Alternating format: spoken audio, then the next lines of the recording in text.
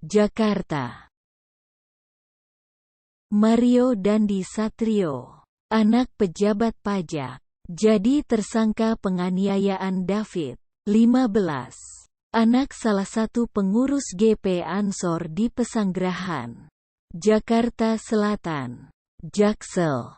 Penganiayaan itu dipicu laporan perempuan inisial A kepada tersangka Mario yang disebut-sebut sebagai mantan pacar David.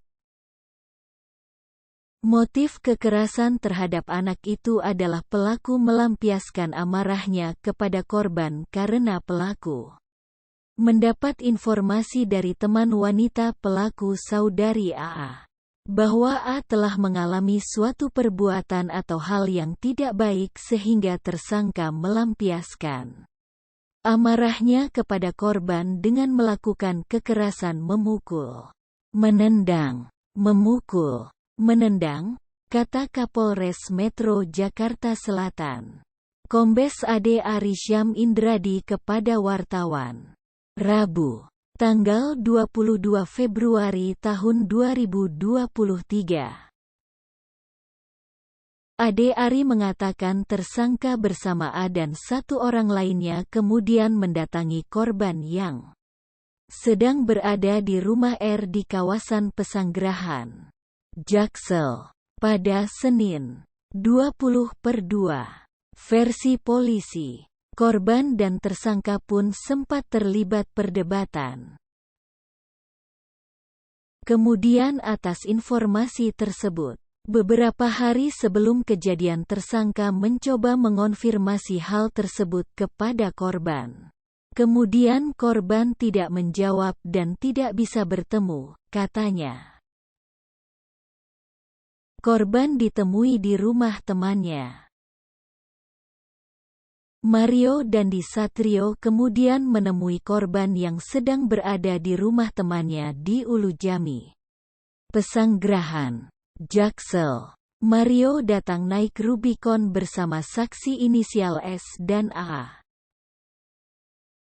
Akhirnya pada tanggal 20 Februari, saksi A itu menghubungi lagi korban dan menyatakan ingin mengembalikan kartu pelajar milik korban. Kemudian korban menyampaikan bahwa saat ini korban sedang berkunjung ke rumah temannya saudara R di sekitar TKP di Kompleks Grand Permata di Ulu Jami. Kemudian tersangka dengan menggunakan kendaraannya bersama saksi A dan saksi S mendatangi ke arah korban yang sedang berada di rumah temannya, ujarnya. Dia mengatakan korban sempat tak mau keluar rumah untuk menemui tersangka. Namun, korban akhirnya mau keluar rumah setelah dihubungi kembali oleh tersangka dan A. Di depan rumah temannya korban, saksi A menghubungi korban. Kemudian korban tidak mau keluar. Kemudian tersangka juga berkomunikasi dengan korban. Akhirnya korban keluar mengarah ke sebelah rumah dari Bapak R dan Bapak N ini. Sampai di belakang mobilnya tersangka. Kemudian terjadi keributan. Tersangka mengkonfirmasi apakah benar korban telah melakukan perbuatan yang tidak baik kepada saksi A. Terjadi perdebatan, ujarnya. Korban ditendang dan dipukuli. Ade Ari mengatakan tersangka menendang dan memukul kaki hingga kepala korban. Dia mengatakan orang tua R kemudian menolong korban dan membawanya ke rumah sakit. Akhirnya terjadi peristiwa kekerasan pada anak dengan cara pelaku menendang kaki korban sehingga korban terjatuh. Kemudian pelaku memukul korban berkali-kali menggunakan tangan kanan pelaku. Kemudian saat korban sudah terjatuh, pelaku menendang kepala korban. Kemudian menendang perut korban, ujarnya.